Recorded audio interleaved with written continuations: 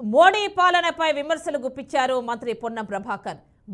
మత రాజకీయం చేస్తోందని మండిపడ్డారు. బీజేపీకి ఓట్లు అడిగే అర్హత లేదన్నారు.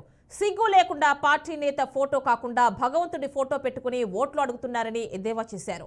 విభజన హామీలు విస్మరించిన బీజేపీకి వ్యతిరేకంగా ఈ నెల 14న కరీంనగర్లో దీక్ష చేస్తున్నామని పొన్నం తెలిపారు. ఇవాళ మీరు నరేంద్ర మోడీ గారి ఫోటో పెట్టుకుని ఓట్లు అడుగుతలేరు. ఇంటింటా మేమేమో ఎన్నికల కోడ్ గురించి అని మాట్లాడుతున్నాం కాదు. ఇలా శ్రీరాముడు పరిపాలన మానవ సేవే మాధవ సేవ అని రాముడు అనేటువంటి వాడు అందరికీ వాడు. కానీ ఇలా మొత్తం రాముడి పేరు మీద అక్షింతలు, రాముడి ఫోటోలు ఇచ్చి ఆ ఫోటో కింద మీరు పెట్టుకుంటారు చూడండి. ఆ హక్కు ఎక్కడదని అడుగుతాను ఓట్ల రూపం లోపల. నరేంద్ర మోడీ గారు ఏం చేసారో చెప్పి అడగండి. ఓట్లు ఉద్యోగాలు ఇచ్చి చెప్పింది అడగండి. తెలంగాణలో ఎంతమందికి ఇల్లు కట్టించిండు అడగండి. తెలంగాణలో ఎంతమందికి రేషన్ కార్డు ఇచ్చిండు అడగండి.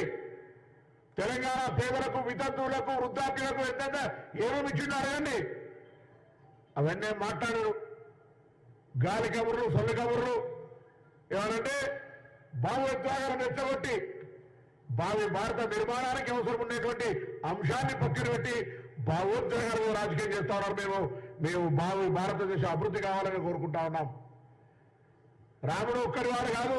ఆనాడు మహాత్మా గాంధీ గారు చనిపోతే కూడా ఏ రామ్ అనుకుంటే చనిపోయాడు. వాడుకుంటే